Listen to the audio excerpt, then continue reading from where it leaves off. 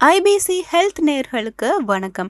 தினசரி நாம உணவுல காய்கறிகளை சமைச்சு எடுத்துக்கிறோம் இல்லையா? சமைக்காத காய்கறிகள்ல எந்த அளவுக்கு மருத்துவ பலன்கள் இருக்கு அப்படின்றது நிறைய பேருக்கு தெரிஞ்சிருக்க வாய்ப்பில்லை. அந்த வகையில கேரட்டா பச்சையா சாப்பிடுறதுனால நமக்கு என்னென்ன மருத்துவ பலன்கள் கிடைக்குது அப்படின்றது தான் இந்த காணொலியில நம்ம பார்க்க போறோம். கேரட்ல அதிகமான நார்ச்சத்து, பொட்டாசியம் போன்ற சத்துக்கள் அடங்கி இருக்கு. இதை சிறிதளவு எண்ணெய் விட்டு நாம சமைச்சு சாப்பிடுறதை விட பச்சையா சாப்பிடும் போது அதில் உள்ள பெரும்பான்மை சத்துக்கள் அப்படியே நமக்கு கிடைக்குது. கால்சியம் மற்றும் வைட்டமின் ஏ இருக்கட்டும், டி இருக்கட்டும், இ இருக்கட்டும், இந்த மாதிரியான சத்துக்கள் அதிகம் நிறைஞ்சிருக்கு இந்த கேரட்ல. இதுல இருக்கக்கூடிய வைட்டமின் ஏ நம்மளுடைய கண்களுக்கு ஆரோக்கியத்தை கொடுக்கறதோட சேர்த்து சருமத்திற்கும் உடல் வளர்ச்சிக்கும் ரொம்பவே உதவியா இருக்கு.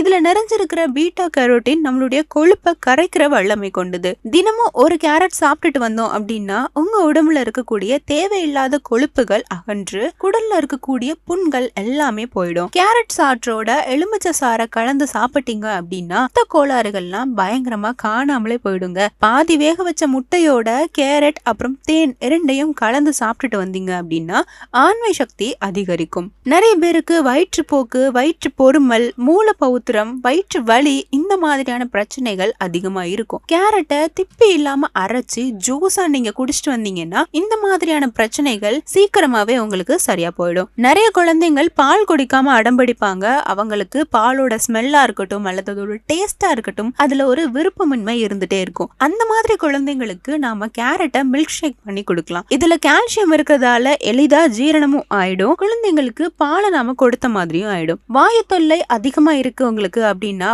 கேரட் ஜூஸ் ரொம்ப ரொம்ப நல்ல விஷயம். இது பசியை தூண்டுறதோடு மட்டும் இல்லாம சிறுநீர் பெருக்கியாவும் செயல்படுது. மேலும் சருமத்துக்கு கேரட் ரொம்ப ரொம்ப நல்ல விஷயம். உங்களுடைய சருமம் வறண்டு போய் இருக்கு அல்லது அரிப்பு ஏற்பட்டிருக்கு அப்படின்னா கேரட்டை துருவி சாலட் மாதிரி நீங்க சாப்பிட்டுட்டு வரலாம். இந்த கேரட் இன்சுலினை அதிகமா சுரக்க வைக்க உதவுது. அதனால சர்க்கரை நோயாளிகள் அளவோட கேரட் எடுத்துக்கிட்டா ரொம்பவே ஹெல்தியா இருக்கலாம். கேன்சர் நோயாளிகளுக்கு கீமோதெரப்பி கொடுக்கும் போது பக்க விளைவுகளோட வீரியத்தை குறைக்கிறதுக்கு இந்த கேரட் ஜூஸை 48 நாள் கொடுப்பாங்களாம். இதுல நல்ல ஒரு ரிசல்ட் பார்த்திருக்காங்க. சிறுநீர் கழிக்கும் போது உண்டாகிற எரிச்சலா இருக்கட்டும், அந்த இடத்துல உருவாகிற புண்ணா இருக்கட்டும், இந்த மாதிரியான விஷயங்களை குணமாக்குறதுக்காக கேரட்டை பச்சடியா செஞ்சு கொடுத்திருக்காங்க. இந்த மாதிரி கொடுத்தா உடனடி பலன் கிடைக்குது அப்படின்றத சொல்றாங்க. மாலை கண் நோய் வராம தடுக்கிறதுக்கு இந்த கேரட் பெருமளவு பங்கு வகிக்குது அப்படின்னு நம்ம எல்லாருக்குமே தெரியும். அதோட ரத்தத்துல உள்ள கொழுப்பை குறைச்சு புற்றுநோய் வராம காக்கவும் இந்த கேரட் ஹெல்ப்ஃபுல்லா இருக்கு. கேரட்டை பச்சையா சாப்பிடுறதுனால இதய நோய்கள் கூட